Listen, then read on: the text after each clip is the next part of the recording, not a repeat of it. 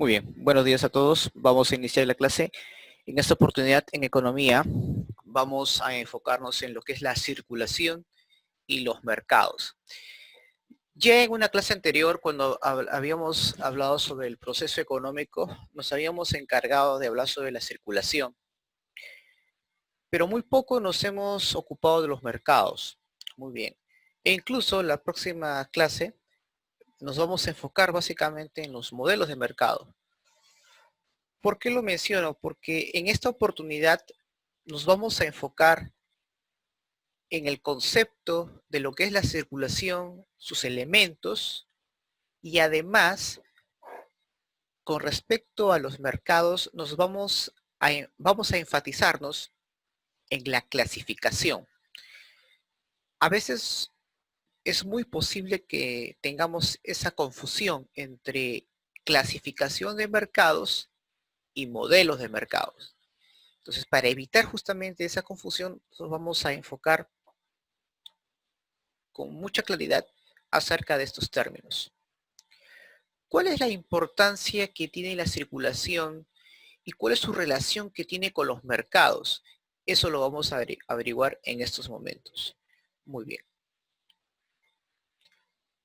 Cuando nos referimos a la circulación, nos estamos refiriendo que es la fase del proceso económico en la que se realiza el traslado e intercambio de bienes y servicios y los demás factores productivos.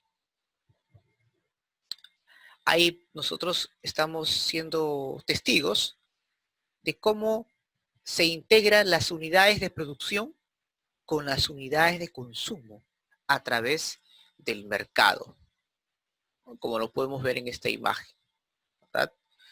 Entonces, claro, los neoclásicos nos dicen pues que entre ofertantes y demandantes a través del mercado se forman los precios. Las empresas o las fábricas otorgan a las familias, a los consumidores, los bienes y servicios, y a su vez las familias, ofertan factores productivos. Muchos miran, profesor, yo le puedo entender, que las empresas ofrecen bienes y servicios, pero ¿cómo es que las familias ofertan factores productivos? Muy bien, vamos a encargarnos hoy día de solucionar esa interrogante. Pero antes de ello, voy a aclarar algunos puntos importantes sobre lo que es la circulación. Miren, hay que recordar que los bienes que generan las empresas son trasladadas hacia los mercados. Hasta ahí no hay ningún problema. Eso lo sabemos bastante. Ahora, obviamente estos son trasladados hacia los mercados cuyo destinatario son los consumidores, en la cual estamos poniendo como ejemplo a las familias. Muy bien, a las familias. Porque obviamente ellas van a adquirir ese producto, ese bien o servicio a través del intercambio.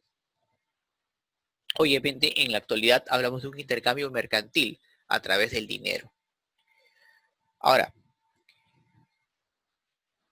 de igual forma, los factores productivos de propiedad, que son propiedad de estas familias, son ofertadas a las empresas que requieren de estos para llevar a cabo la producción, como por ejemplo la fuerza de trabajo. Recuerden que los otros factores, ¿cuáles son? Capital no va a ser, pero sí puede ser fuerza de trabajo. Sí puede ser, por ejemplo, eh, ¿qué les digo?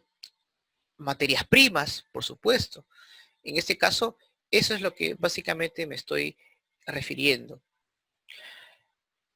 Los precios de los bienes y servicios, así como las retribuciones a los propietarios de los factores productivos que se determinan en esta etapa, ¿ya? Eso es algo que también hay que tomar siempre en cuenta, puesto que se forman obviamente en los mercados. Claro, vuelvo a repetir, ¿no? Eso lo dice los neoclásicos, que se ponen de acuerdo entre ofertante y demandante y fijan los precios, al igual pues también que las cantidades o las unidades producidas. Pero en la práctica eso no es cierto. Más bien, uno de ellos es el que impone los precios. A eso se llama poder de mercado. Tema que obviamente lo vamos a tocar más adelante, en la próxima semana, obviamente. Pero eso es muy, muy importante resaltar. Ahora, otro dato importante que quisiera compartir con ustedes sobre esta forma de ver entre esta relación o interacción, perdón, entre empresas y, y familias. Bueno, hay un planteamiento neoclásico, jóvenes, que intente explicar de manera simple las etapas de la circulación.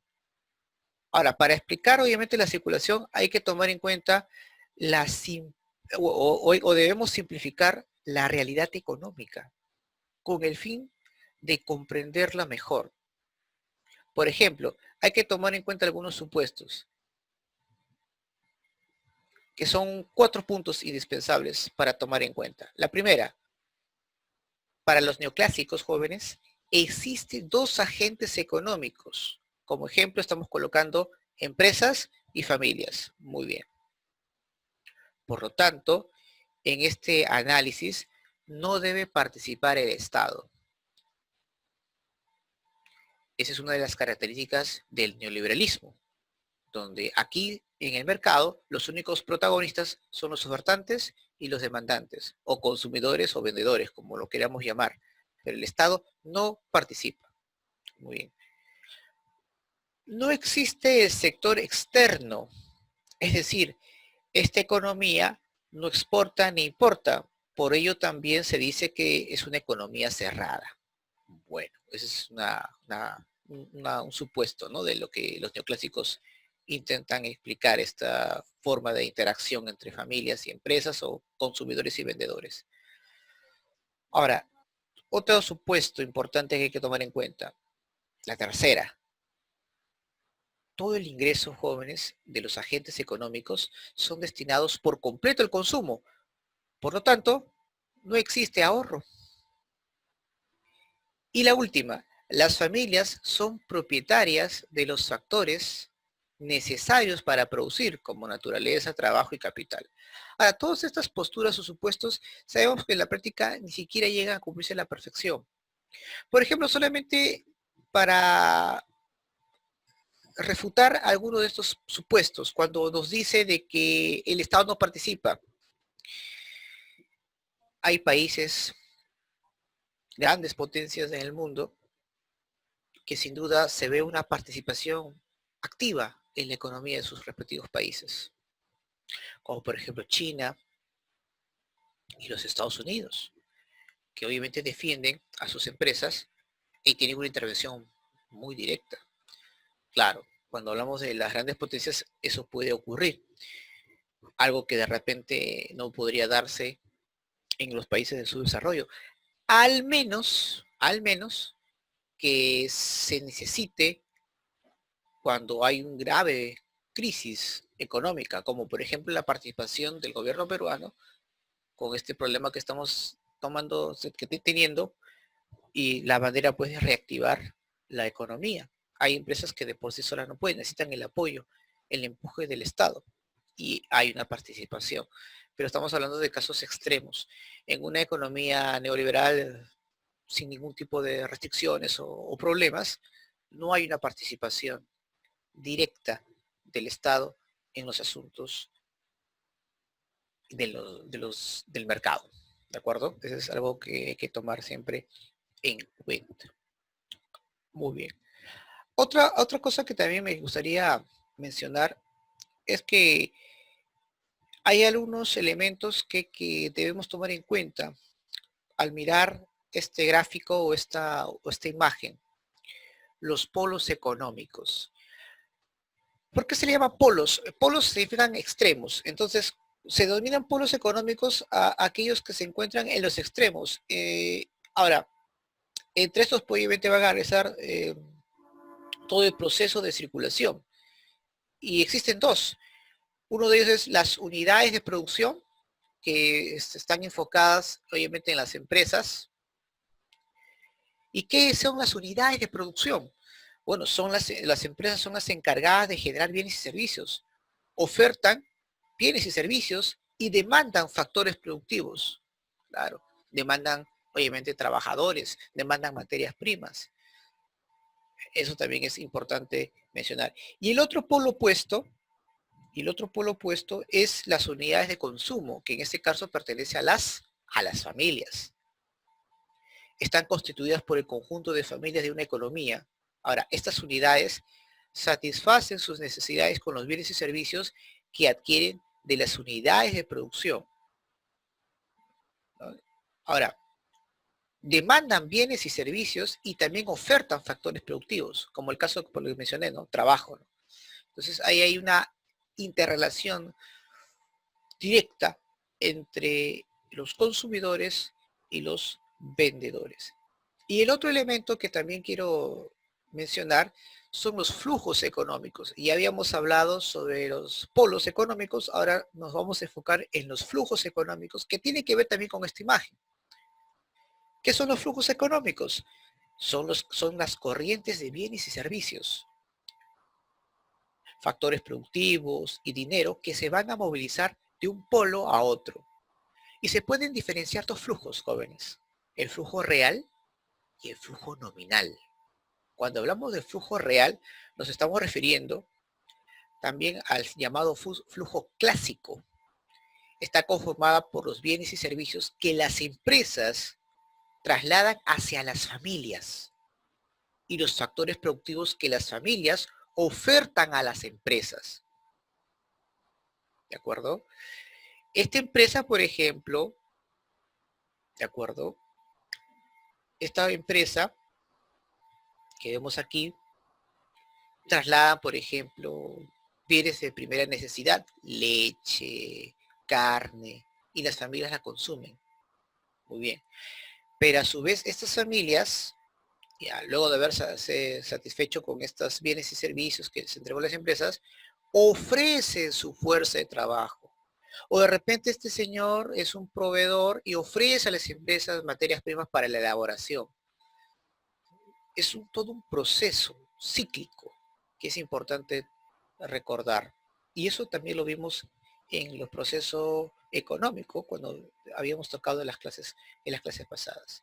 Si ese es el flujo real, profesor, ¿qué es el flujo nominal? ¿Qué es el siguiente elemento o flujo económico? Bueno, el flujo nominal, llamado también flujo monetario, está constituido por la corriente de unidades monetarias que se traslada de un polo a otro. Por ejemplo, lo constituyen las unidades monetarias, ¿de acuerdo? Las unidades monetarias, en este caso, ¿ya? Que, que reciben las familias por la venta de sus factores productivos y las que reciben las empresas por la venta de sus bienes y servicios. Es la parte del dinero que ha sido pagado por el traslado o para obtener esos bienes o para recibirlos. Por ejemplo, cuando hablamos de que las unidades monetarias que reciben las familias por la venta de sus factores productivos es su salario. Por ejemplo, yo trabajo en una empresa, estoy ofertando mi trabajo y recibo un sueldo. Las empresas reciben, obviamente, un dinero por el producto, obviamente, que ha sido comprado por las familias. Entonces, hay una reciprocidad, que es, obviamente, perdón, importante destacar. Luego de mencionar esto, que imagino, espero que esté, ¿no?, todo claro. En caso contrario, no se preocupen, cualquier duda me lo hacen saber. Lo que ahora nos vamos a ocupar, jóvenes, luego de haber mencionado un poco sobre los polos económicos, los flujos económicos, y que en realidad pues no debería ser complicado esta forma de análisis, pero en caso que lo fuese, no se olviden hacer las preguntas respectivas. Vamos a enfocarnos ahora en los elementos de la circulación. ¿Y cuáles son, profesor, los elementos de la circulación? Aquí vemos. Empecemos, en primer lugar, sin que obviamente sea más o menos importante que el otro. Empecemos esa parte. Voy a acá activar, perdón, mi cursor. Voy a activar acá mi cursor. Mi puntero láser. Bien, bien. Empecemos con los comerciantes, jóvenes. Con los comerciantes que vemos aquí. Comerciantes. Son los intermediarios que compran bienes a las empresas para luego venderlos. ¿A quiénes? A los consumidores. ¿Y qué van a obtener? Y obtener pues obviamente un beneficio por esta actividad. Entonces, este es el primer elemento que hay que tomar en cuenta. Repito, no es que sea más importante, por eso que le he colocado de esta manera, porque todos forman una importancia tremenda, una importancia considerable con respecto a la circulación. Muy bien, entonces estos son los comerciantes, ¿no? Los intermediarios, aquellos que compran las empresas para luego venderlas a los a los consumidores. ¿Por qué? Porque nosotros los consumidores no vamos de frente a las empresas a comprar, mayormente vamos a los mercados. Y los mercados, ¿quiénes están? Los comerciantes, ¿no? Que son obviamente los que nos venden estos productos. El siguiente elemento, sin duda, es el lugar donde los comerciantes venden estos bienes y servicios a los consumidores. Nos referimos a los mercados. Muy bien. ¿Y qué son los mercados? Que nos vamos a enfocar más adelante con ellos, pero un adelanto. Son aquellos mecanismos que nos van a permitir, de acuerdo, donde permiten pues este acuerdo, esta transacción entre compradores y vendedores para realizar la transacción. Hoy en día, jóvenes, en la actualidad, en el siglo XXI, ya no se requiere un encuentro físico entre el comprador y el vendedor, dado que estos millones de transacciones pueden realizarse ahora a través de la Internet. Más ahora, este año se ha incrementado eh, la, la participación de la Internet en las transacciones económicas. Y esto tiende a ser más, ¿qué les digo? Tiende a masificarse en el futuro. Cuando hablamos del dinero, por ejemplo, que van a ser de aquí a 2 clases más adelante, hay un documental que les voy a enviar por el link, donde es un documental del país de Alemania, donde ya en Europa, desde hace ya buen tiempo, ya no se está usando dinero efectivo, se está usando dinero digital. Están haciendo todo lo posible para que en los próximos años, jóvenes, el dinero físico, el billete, el papel, desaparezca del mercado. Obviamente hay ciertos intereses, ¿qué les digo? Algún tipo de propósito, ¿no? Al querer que el dinero esté ahora de manera digital, habría un mayor control, porque obviamente cualquier transacción automáticamente ya antes que realicen la compra ya saben todos tus datos. Pero también es algo interesante es que lo que no van a dejar de lado es el patrón oro. El oro sí es algo que van a siempre respetar y que ahora pues cualquier cosa que puedas tú intercambiar ya no va a ser con dinero en efectivo, sino con oro. Pero el dinero digital es algo que sí se va a masificar en los próximos años. Y eso, repito, lo vamos a ver cuando nos toque hablar sobre el dinero. Muy bien. Que justamente es el tema que vamos a ver ahora a continuación, ¿no? Que es otro elemento, el dinero. Ahora, el dinero es el elemento utilizado como medio de pago. Hoy en día el dinero efectivo en las transacciones que se dan muchas veces. Y ahora, en muchas ocasiones o en muchos casos, el dinero electrónico, ¿no? Como les mencioné ahora que se está dando bastante. Por ejemplo, las transacciones con una tarjeta de crédito o débito, que viene obviamente desplazando al dinero físico, que mayormente solemos usar. Incluso tengo una confusión, ¿qué es un crédito y qué es un débito? Bueno, un crédito es un dinero que está en tu tarjeta, en este caso un dinero prestado, que obviamente lo tienes que pagar por usarlo. En cambio, tu débito es obviamente de tu sueldo. ¿De acuerdo? Entonces, una tarjeta de crédito por lo general siempre lo pagas. Hay un interés porque es un dinero prestado, no es tuyo. El débito sí, es tu dinero que está ahí guardado, pero de manera intangible. Entonces, eso es, digamos, un poco la gran diferencia entre débito y crédito. Ahora, otro elemento importante después del dinero está el transporte. Son las unidades que nos van a permitir el traslado de los productos, los vehículos, para poder trasladar productos que también requieren vías de transporte, como carreteras, puentes, aeropuertos. Muchas veces los mercados se intensifican con estos elementos. Siguiente, pesas y medidas. Son las unidades que van a permitir determinar las magnitudes de los bienes a intercambiar. Es decir, aquí le vamos a poner un valor que tiene la mercancía para luego ser vendida al mercado. Como yo mencioné, todo bien o servicio tiene un precio, pero esos precios no lo hacen porque se le ocurre. Hay que ver, pues, o hay que tomar en consideración tus costos, hay que tomar en cuenta el valor agregado que le das al tener mayor participación en los factores productivos. Hay muchas cosas que hay que tomar en cuenta. En base a eso, recién tú puedes otorgarle un valor en el mercado. Pero todo producto, todo bien o todo servicio tiene sin duda un peso y tiene un precio en el mercado, ¿de acuerdo? Eso es importante. Y por último, hablamos del crédito, ¿no? Que justamente habíamos tocado. Con el crédito, pues, nos permite comprar bienes por un monto mayor a los ingresos que mayormente obtenemos, y se adquiere, en este caso, se adquiere el producto en el presente a cambio de pagos futuros. Claro, yo compro un producto, lo pago por plazos, adquiero ese producto, voy a satisfacer mi necesidad con ese producto y lo voy pagando. Esta de la tarjeta de crédito se llega a tomar fuerza o se inicia en los años 50 en los Estados Unidos. Y gracias a la tarjeta de crédito ha aumentado enormemente el consumo, porque ahora tú puedes pagarlo por partes. Antes la gente no podía viajar.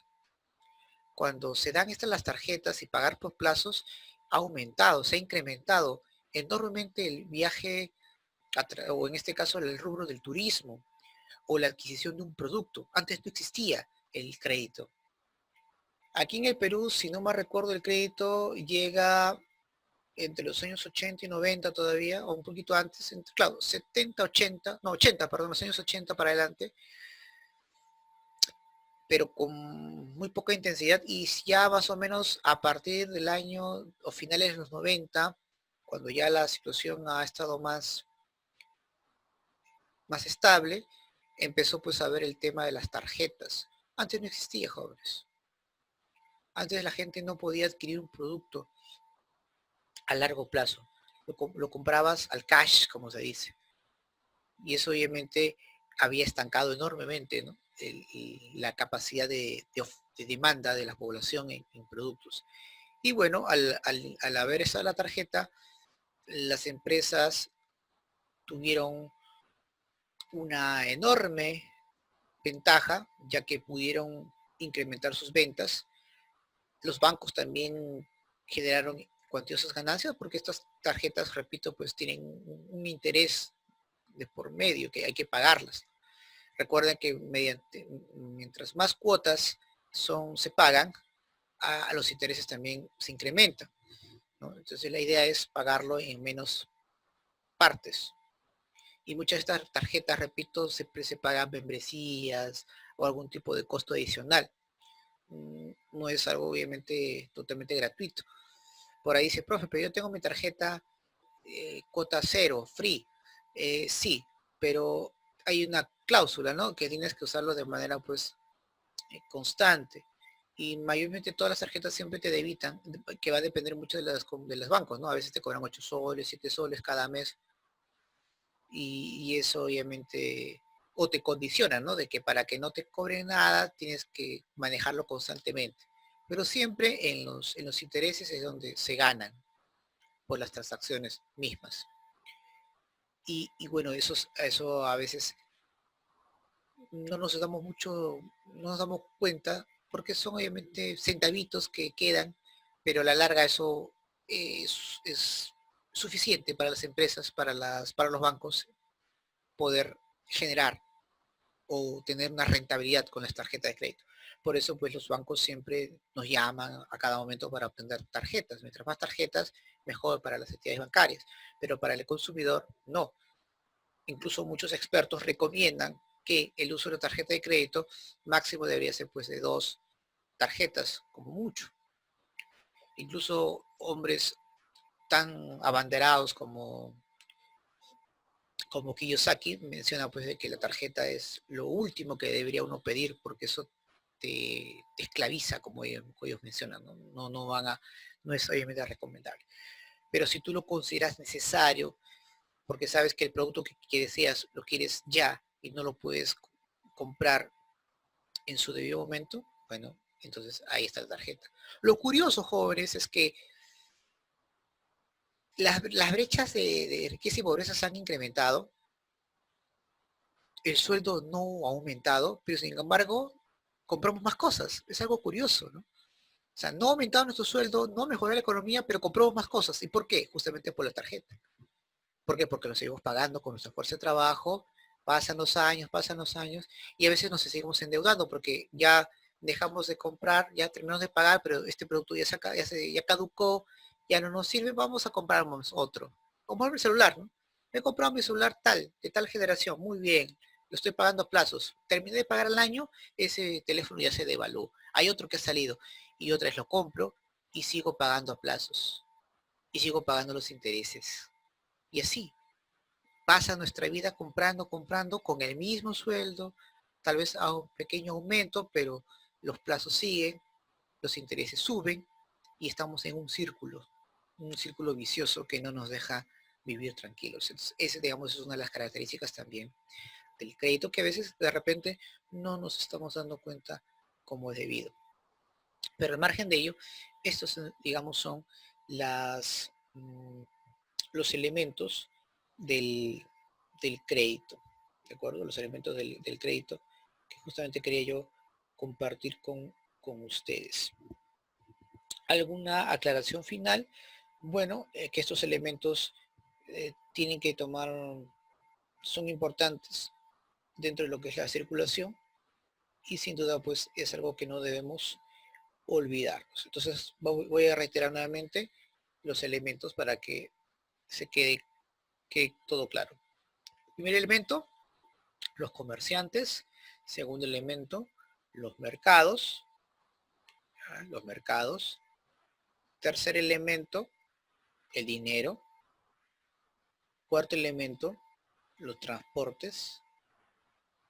Quinto elemento, pesas y medidas. Y el último elemento, el crédito. ¿De acuerdo? El crédito.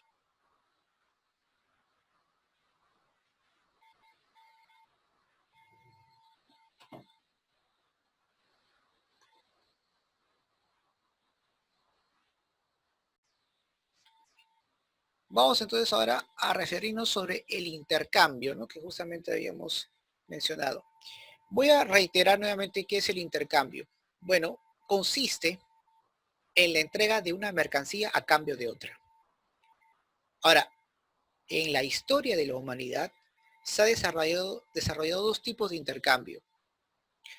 El intercambio directo a través del trueque y el intercambio indirecto llamado mercantil. ¿Qué es el intercambio directo? Muy bien.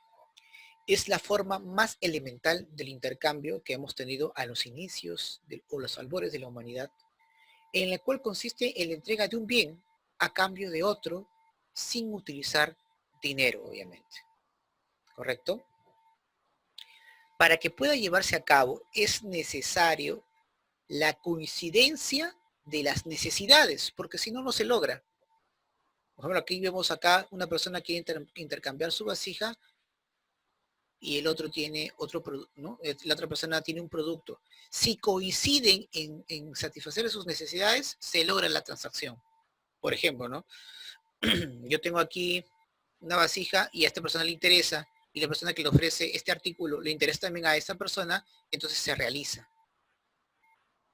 Entonces, tiene que cumplir ese elemento, o esa condición, perdón, que coincidan ambos con el producto que van a intercambiar.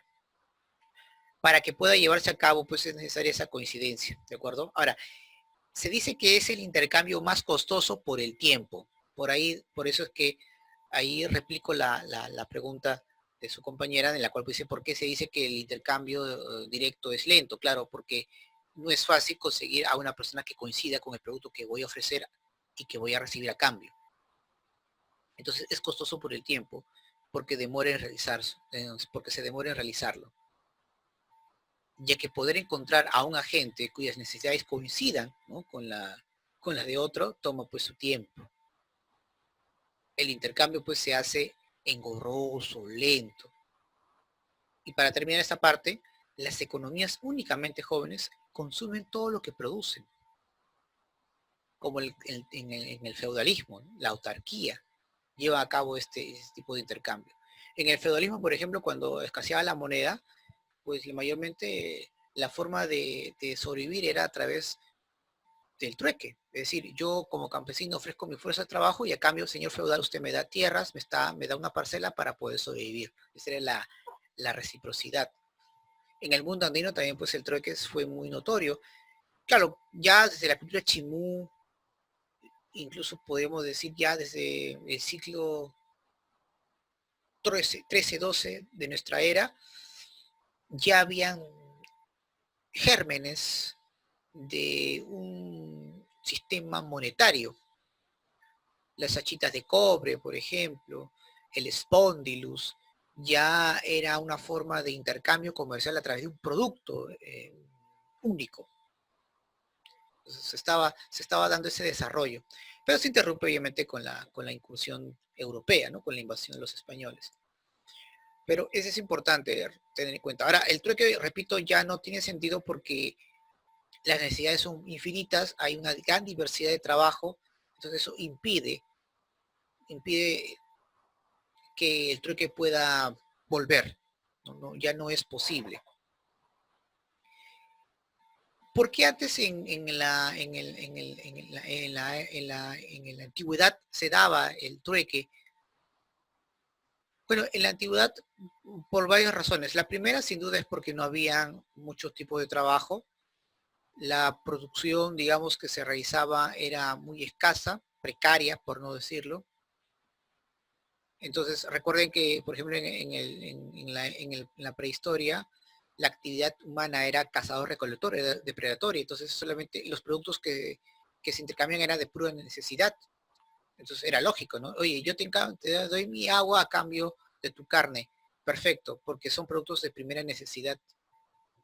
Con el correr del tiempo esto cambia de manera considerable, sobre todo cuando después del descubrimiento de la agricultura empieza pues a haber una gran diversidad de trabajos, porque no solamente se va a dedicar uno a la agricultura, sino también al comercio, a la ganadería, a la artesanía. Entonces ya se va masificando las especialidades. Entonces ya no, el trueque ya no tenía mucho valor, ¿no? Se ha ido deteriorando con el paso del tiempo. Muy bien. Ahora muchos dirán, profesor, ¿y en el mundo andino por qué se daba el trueque por mucho tiempo? Hay varios factores. En primer lugar, la propia forma de vida del poblador andino, que es más tranquila, por así decirlo, salvo pues en ocasiones cuando existan problemas de índole climático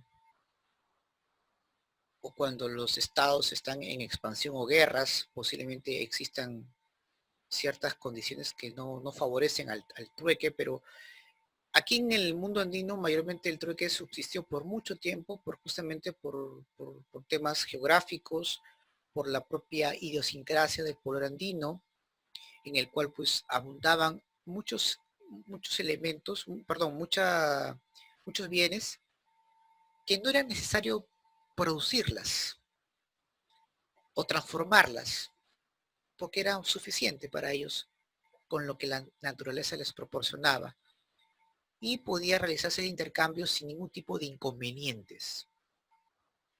A diferencia de Europa, por ejemplo, donde sí era necesario transformarlas o adquirir de otros lugares y para adquirirlas pues a veces era necesario crear un patrón monetario o un intermediario que pueda poder adquirir los productos sin un tipo de inconvenientes y que sea valorado por todo el mundo. Además recuerden que el dinero pues llega a Europa muy tardíamente también, no es algo que llega pues recientemente. Los romanos, por ejemplo, pagaban con sal, porque la sal era muy valioso para ellos en ese tiempo, de ahí viene el término salario.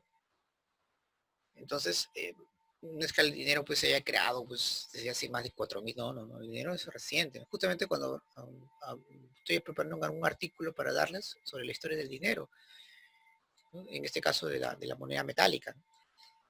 Pero en el mundo andino, repito, ya desde el segundo desarrollo regional ya se estaba realizando ese tipo de transacciones, donde ciertos artículos podían ser considerados un valor de intercambio de pago, o un valor, ¿no?, de intercambio de pagos. Entonces, digamos, es más, ¿no?, en el mundo andino actual existe todavía el trueque. Claro, no como algo esencial como hace mucho tiempo atrás, pero hay sociedades, hay pueblos donde todavía pueden intercambiar por productos, porque es la manera, obviamente, de relacionarse entre las personas. Lo hacen básicamente más que con una necesidad, con una cortesía también, ¿no? Es otra forma, obviamente, de pensar. Para poder enfocarnos y para poder saber qué es lo que piensa esa persona, tenemos que entrar en su mundo, a la cual nosotros llamamos la cosmovisión andina, ¿no?, que es algo que siempre es importante resaltar. Nosotros no podemos entender el mundo andino bajo una perspectiva que no sea la de ellos. Es por eso que todavía nos cuesta entender el tema de la escritura. ¿Por qué? Porque nosotros enfocamos que el tema de la escritura debe ser como la que hubo en Grecia, o la escritura alfabética. Pero para poder conocer más si existió o no escritura, tenemos que entender cómo pensaban nuestros antepasados. Y ahí podemos decir, ah, sí, tuvieron escritura por esto, por esto, por esto. Claro, entonces eso es, digamos, importante.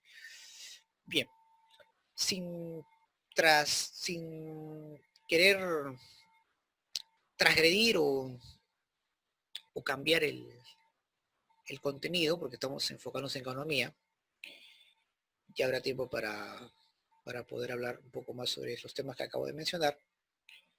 Vamos a hablar un poco sobre lo que es el intercambio indirecto, ¿no? ¿Por qué se dice que el intercambio es rápido? Muy bien. El intercambio indirecto, o también llamado mercantil, es la forma desarrollada del intercambio. Consiste en intercambiar una mercancía a cambio de otra, pero utilizando como elemento intermediario alguna forma de dinero. El intercambio indirecto elimina los problemas que se generaban con el trueque, tales como la coincidencia de las necesidades, por ejemplo, que era la traba más importante en el trueque.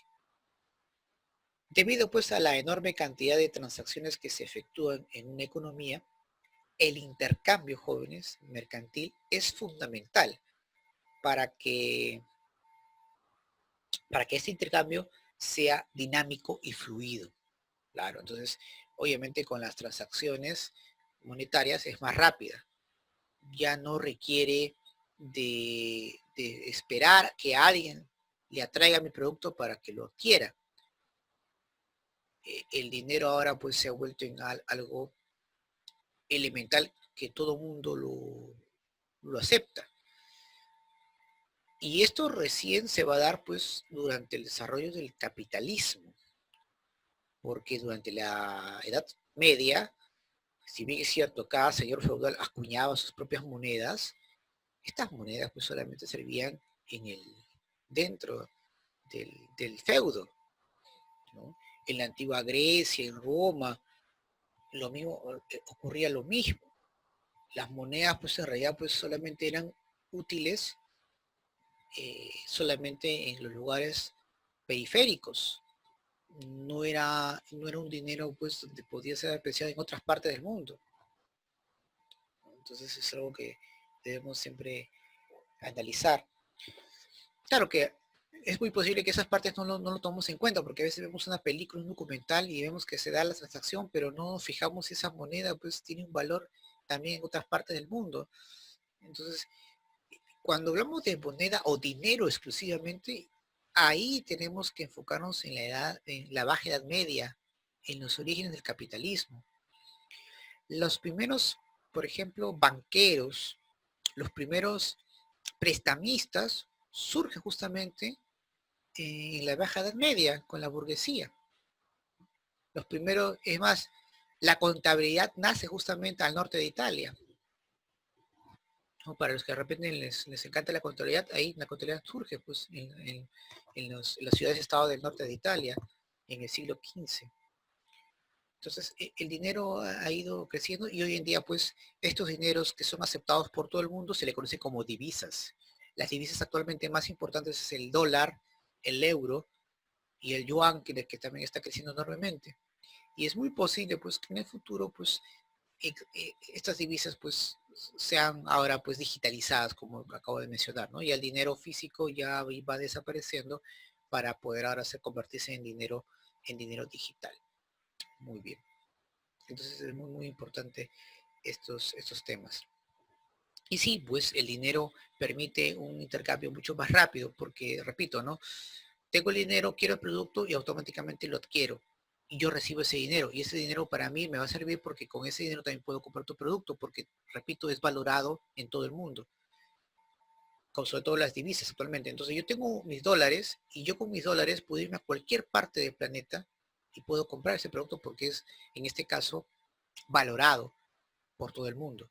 Algo que no puedo hacer, por ejemplo, con mi sol, que solamente me va a servir aquí, en mi territorio. En otro país, de hecho, pues no lo voy a poder hacer, ¿verdad? Tengo que adquirir una moneda, una divisa que sea valorada a nivel internacional. Y solamente hay tres tipos de divisas o cuatro. El dólar, la libra esterlina, el yuan y el euro. De ahí no hay más, ¿de acuerdo? Por ahí de repente el dólar canadiense, pero no todo es admitido, no en todos lugares. Entonces, yo sí necesito dólares o euros, que son, digamos, las monedas, o en su defecto libra esterlina, que es la que mayormente hay un reconocimiento en casi en el mundo. ¿De acuerdo? Eso es algo que también es importante mencionar. Muy bien. Vamos entonces ahora a hablar sobre los mercados. ¿Sí? Vamos a ver aquí. Un ratito.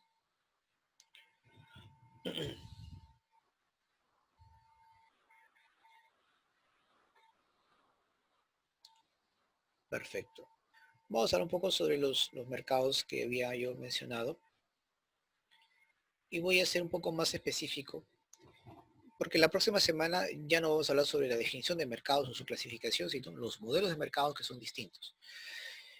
Empecemos que los mercados son un conjunto de mecanismos en la cual pues, se relacionan los compradores y los vendedores. Ahora, en muchas ocasiones, jóvenes, tanto compradores como vendedores no se encuentran en un lugar determinado para efectuar la transacción, sino que el desarrollo de la tecnología nos permite ahora efectuar las transacciones desde diferentes lugares. Por ejemplo, alguna persona pues con acceso a internet desde Lima puede comprar libros de algún país norteamericano o europeo, incluso puede comprar acciones de la Bolsa de Valores de Nueva York. ¿No? Si yo quiero comprar libros, por ejemplo, electrónicos, utilizo mi tarjeta y pago en Amazon y simplemente tengo ya mi libro y he hecho la transacción de una manera inmediata. Entonces, la condición necesaria para que exista el mercado, eso sí, es el acuerdo de precios y cantidades entre un comprador y un vendedor, ¿no? Claro, eso es lo que dicen los neoclásicos, ¿no? Que ellos se ponen de acuerdo y fijan los precios. Pero repito, en la práctica no es así. Aquí o es el vendedor o es el comprador que tiene el poder de mercado, es decir, que fija los precios o las cantidades, ¿de acuerdo? Pero, repito, la condición que exista un mercado es que exista al menos estos dos elementos, ¿no? El comprador y el vendedor, y que ambos se ponen de acuerdo y fijan los precios y las cantidades. Ya no es necesario hoy en día la presencia física de los mercados. Ahora todo es a través de la internet, ¿no? De manera, el comercio electrónico o e-commerce, ¿no? Como se llama también, ha crecido enormemente y sin duda es algo que va a ir creciendo cada vez más. Según los datos estadísticos, cada vez hay más peruanos, sobre todo obviamente de jóvenes, que están comprando productos por internet, aunque lamentablemente muchas empresas aquí, al no estar adaptadas a estos cambios, han tenido muchos problemas para poder realizar la transacción final, es decir, la entrega del producto. Ha habido mucho retraso y hay mucha gente que se ha ido decepcionada del comercio electrónico por la incapacidad de las empresas de entregar adecuadamente. ¿Por qué? Porque esas empresas no lo hacen, sino contratan a terceros para que realicen esa transacción. Y a veces pues no se da como es debido. Entonces, por eso que la gente se ha visto un poco decepcionada, tiene miedo también, pues obviamente, al robo de la tarjeta. Pero como esto se va a ir masificando, poco a poco la gente se va acostumbrando y sin duda lo va a tomar como algo natural el hecho de hacerle clic o realizar una transacción utilizando su tarjeta, ¿no? O sea, eso es algo que ya se va a ir desarrollando con el paso del tiempo. Entonces eso es algo que siempre va a ocurrir en los próximos años, ¿no? Y como todo cambio, toda adaptación, sin duda vamos a tener que hacerlo porque al no adaptarnos a los nuevos cambios vamos a tener serios problemas en muchos aspectos. Por ejemplo, ahora que nos paguen a través de nuestra tarjeta, para poder obviamente utilizarlo, necesariamente tenemos que saber utilizar tarjeta y comprar con ella, porque, sí, porque ya el dinero ya no va a venir en efectivo. Entonces sí o sí tenemos que hacerlo pues, si queremos obviamente utilizarla o aprovechar nuestro dinero que hemos recibido, porque ahora todo se va a pagar a través de la tarjeta, a través de los dispositivos móviles. Los celulares ahora van a estar capacitados para hacer cualquier tipo de pago o transacción. Entonces, ya el hecho de entregarte físicamente a través de un sobre, ya eso va a dejar de existir pronto. Muy bien. Vamos a ver ahora sobre la clasificación de los mercados, que es algo que debemos conocer. Ahí está. Voy a explicar cada una de ellas, ¿ya? Muy bien, vamos a empezar de acuerdo al volumen de la transacción. Puede ser un mercado mayorista o un mercado minorista. ¿A qué llamamos un mercado mayorista? Se realizan transacciones con grandes volúmenes de productos. Ejemplo, tenemos acá pues el mercado mayorista de Santa Anita, por ejemplo, donde obviamente venden ahí cantidades. Ellos no te venden pues los productos por unidades, ¿no? Mayormente pues tú aprovechas ahí para poder comprar muchos volúmenes de productos, ¿no? Quiero obviamente shampoo en cantidad, me voy a un mercado mayorista donde obviamente me van a dar mi descuento. En cambio, un mercado minorista se realizan transacciones por pequeñas cantidades, bodegas, los supermercados también venden pues a precio minorista, ¿verdad? Para los consumidores. Mayormente los mayoristas, ¿quiénes van? Los proveedores, los comerciantes que tienen sus tiendas, sus bodegas y quieren venderlo pues, compran grandes cantidades para luego venderlos en sus respectivos negocios. Entonces, de acuerdo pues al volumen de transacción tenemos mercado mayorista y mercado minorista. ¿Sí? Muy bien. Veamos de acuerdo al acceso del mercado. Puede ser un mercado abierto o puede ser un mercado cerrado. ¿Qué es un mercado abierto? No existen restricciones o barreras para poder realizar operaciones mercantiles. Yo voy al mercado, por ejemplo, de mi localidad, me voy a un supermercado, me voy a la bodega y yo puedo realizar mi compra sin ningún tipo de problemas porque no tengo restricciones. Es un mercado libre para todos. Para todos obviamente que quieran comprar ese producto. En cambio, un mercado cerrado, para poder realizar alguna actividad en ese mercado, se deben cumplir pues determinados requisitos. Por ejemplo, yo quiero entrar a la bolsa de valores, pero para ello yo tengo que, por ejemplo, para empezar, tener conocimientos básicos de ello. Tener de repente alguna acción que quiera yo poder vender. Si yo quiero comprar o vender, perdón, quiero vender acciones, yo tengo que tener acciones. Yo no puedo entrar a la mercado de la bolsa de valores si es que eso no ocurre, ¿verdad? O de repente estoy en un lugar donde para poder ingresar tengo que tener una membresía, tengo que tener de repente algún pago de por medio para poder realizar este tipo de ¿qué les digo, no? De poder realizar una actividad, por ejemplo. Entonces, ese es, digamos, un mercado. Se llama cerrado porque para poder entrar tienes que cumplir ciertos requisitos.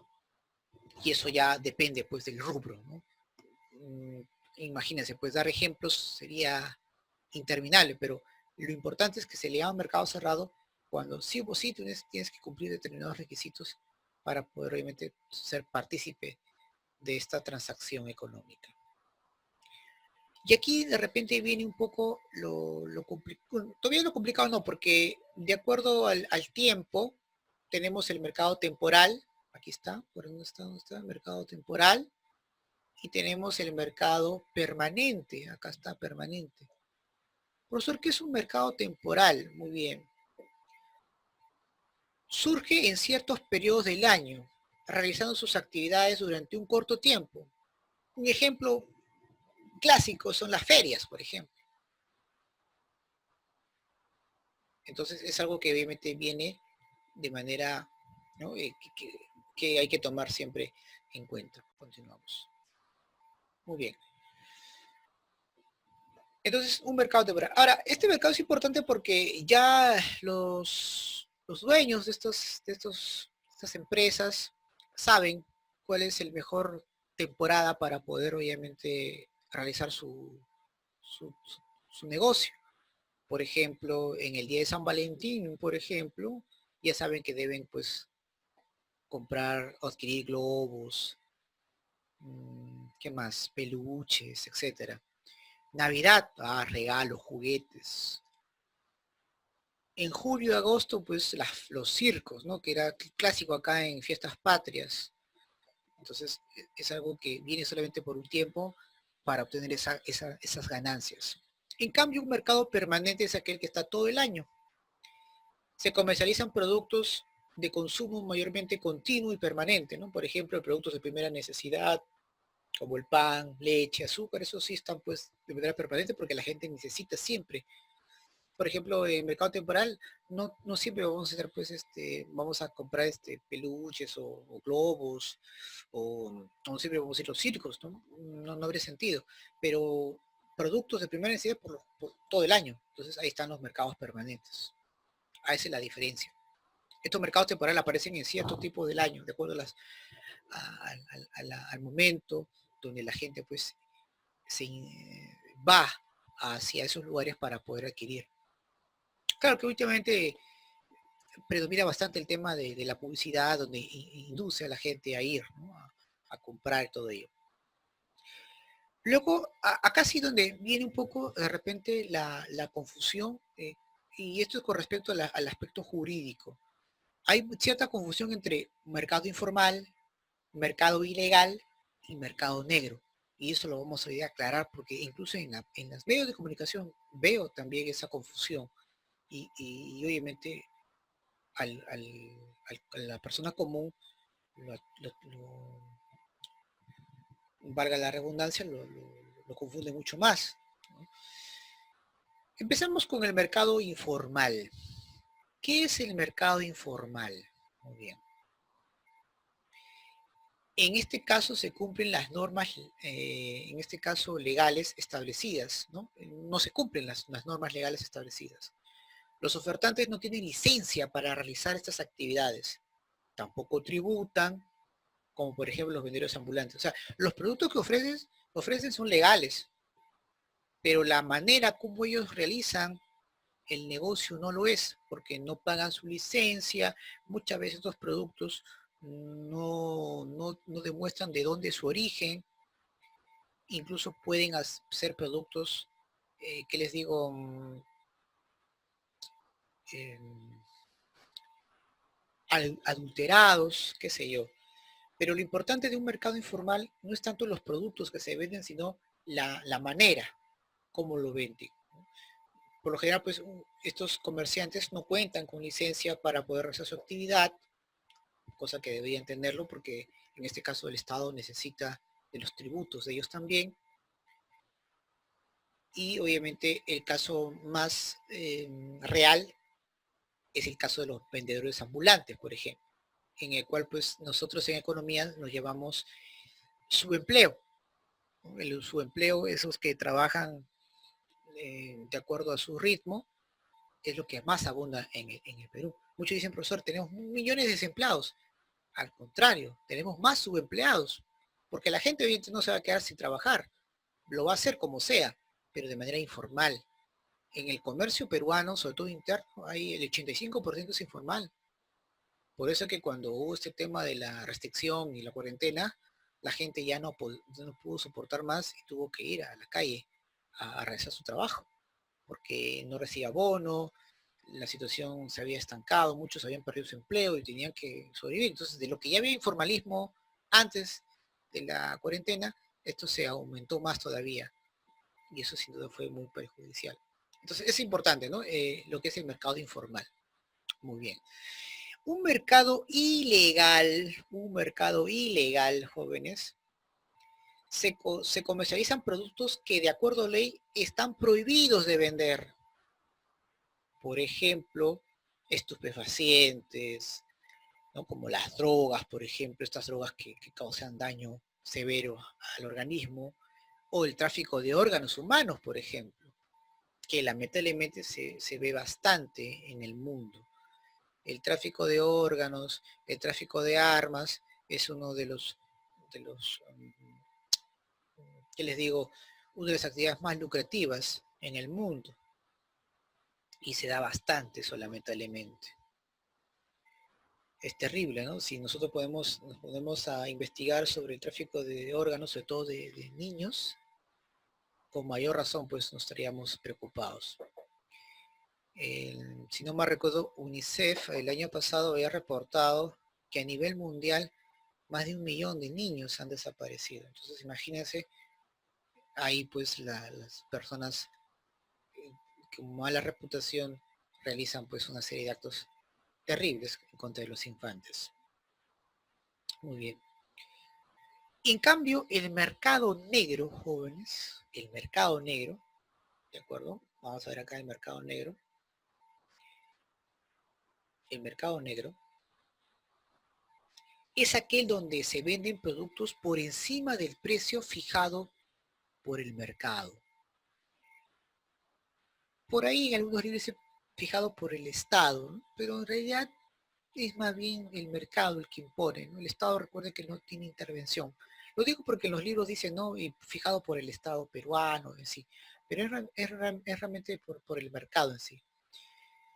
Ejemplo, las reventas.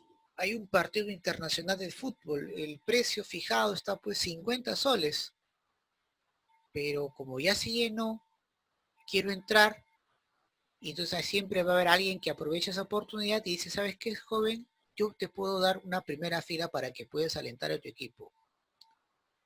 ¿Y cuánto está la entrada? 100 soles.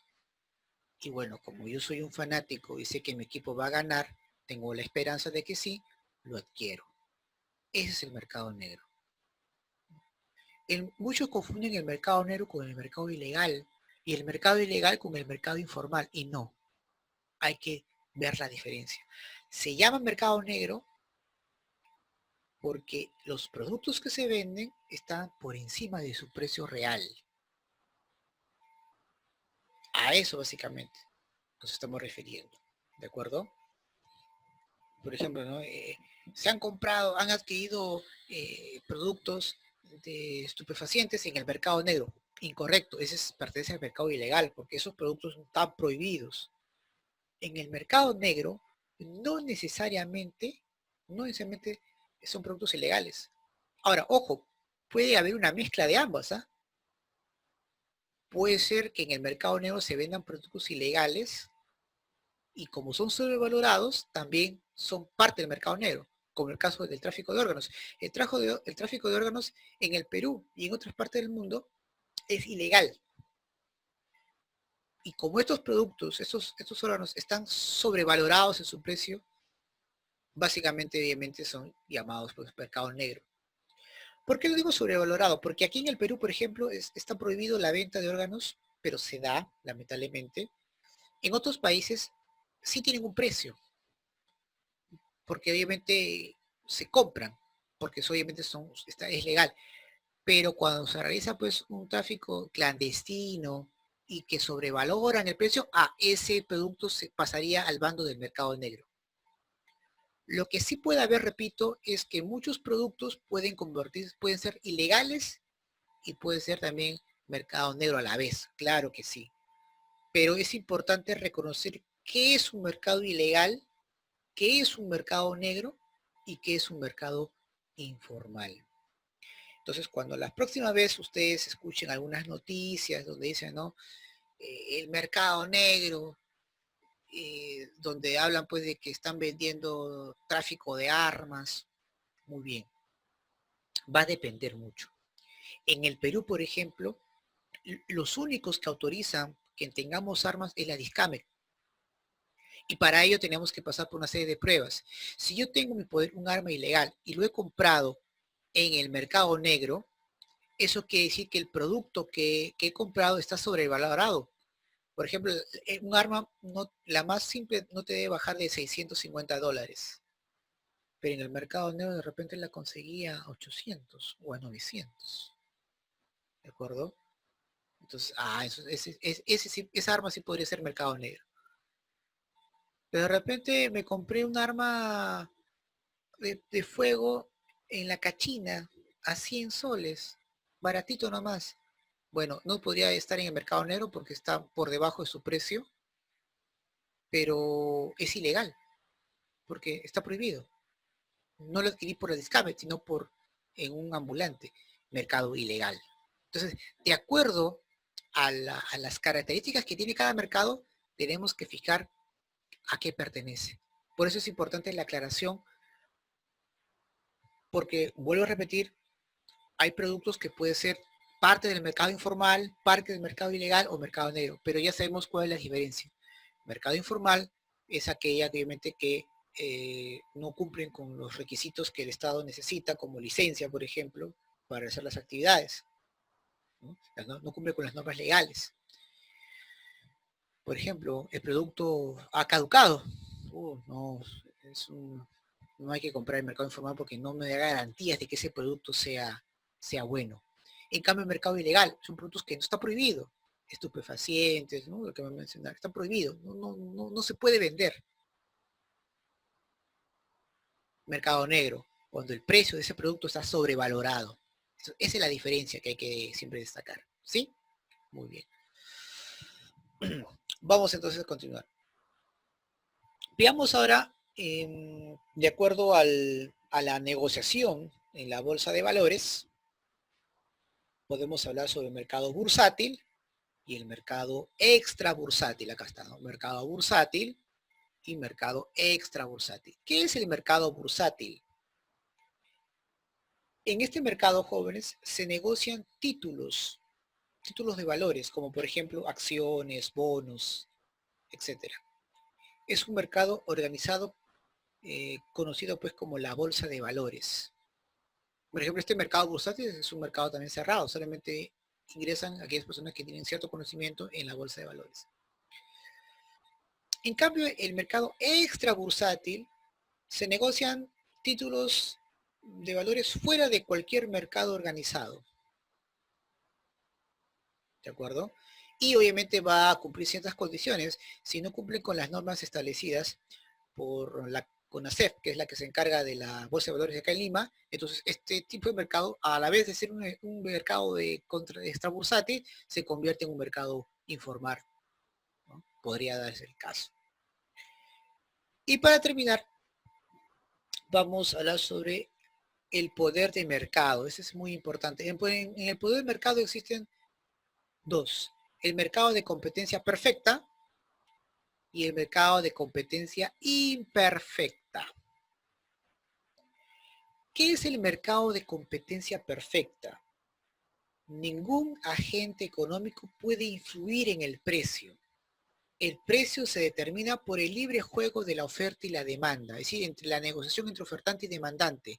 Mentira. La verdad es que no hay competencia perfecta. Lo que existe es competencia imperfecta. Al menos uno de ellos, ya sea el ofertante o el demandante, influye en el precio del bien. ¿Y cuál es la diferencia, profesor, en ese aspecto? O sea, ¿cómo es que ya yo le puedo comprender que el vendedor pueda imponer su precio porque lo crea, pero el ofertante, ¿cómo es posible que lo pueda imponer si es una persona que consume? ¿Cómo puede influir en el precio? Ya hay una razón bien destacada.